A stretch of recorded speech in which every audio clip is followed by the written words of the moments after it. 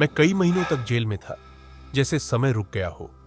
मुझे समझ ही नहीं आता था कि मैं क्या कर रहा हूं या क्यों वहां हूं। वो लोग मुझसे तरह तरह के सवाल पूछते रहे, लेकिन मैं बस उन्हें खाली नजरों से देखता रहा। आखिर में उन्होंने मुझे छोड़ दिया, क्योंकि उन पर कुछ साबित नहीं हुआ।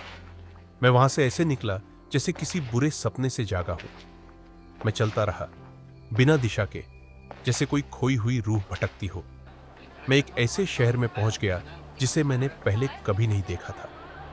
हर चेहरा अजनबी था, हर आवाज नई थी। जब मैंने शीशे में खुद को देखा तो मैं खुद को पहचान भी नहीं पाया। उस रात मैं अकेला बैठा, अपनी बिखरी सोच में खुद को खोजने की कोशिश करता रहा। मैंने तय किया कि अब मुझे नए सिरे से शुरू करना होगा। नाई ने अपना काम बड़े ध्यान से किया, जैसे मैं टूट न जाऊं। बहुत समय बाद मुझे लगा कि शायद मैं फिर से मैं बन रहा हूं। बस ऊपर वाला ही जानता है कि ऐसा महसूस किए कितना वक्त हो गया था। नाई ने मेरी कहानी पूछी और मैंने बताया कि सब कुछ युद्ध के समय से शुरू हुआ।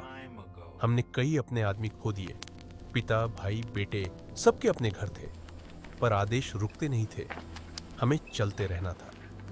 नेताओं के लिए हम बस औजार थे, बस आदेश मानकर मरने वाले लोग।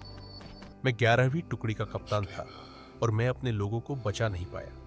हमने दुश्मन मिलिशिया के घर जला दिए, चाहे अंदर से कितना भी गलत लगा। हमें उस पर गर्व नहीं था, मगर आदेश तो आदेश थे। आग कई किलोमीटर तक फैल गई, सब कुछ खा गई। बच्चों को भी नहीं बख्शा गया। We became savages in uniform. जब सब खत्म हुआ तो हमें ऐसे वापस भेज दिया जैसे कुछ हुआ ही नहीं।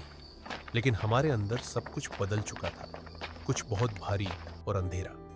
कई जवान नींद नहीं ले पाते थे, डरावनी शक्लें उन्हें हर रात सताती थीं। कुछ मानसिक अस्पताल पहुंच गए, उन्हें हर जगह मरे हुए लोग दिखते थे। कुछ घंटों तक चुप बैठे रहते, अपने परिवार से भी बात नहीं करते। मैं भी उन्हीं में था, खाली, टूटा हुआ। समझ नहीं आता था मैं कौन हूं। मैं रोज रोता था, यहां तक कि नहाते समय भी खुद को संभाल नहीं पाता था। मैं शहर शहर चलता रहा, उम्मीद करता कि दूरी मेरे दिमाग को शांत कर देगी। फिर एक रात मैंने एक बच्चे को आइसक्रीम मांगते देखा और मेरा दिल टूट गया। उसी पल मुझे समझ आया, मेरी हालत की वजह वो मासूम जिंदगियां थीं जिन्हें हमने छीना। और अब मुझे पता है कि अपनी बाकी जिंदगी कैसे जीनी है।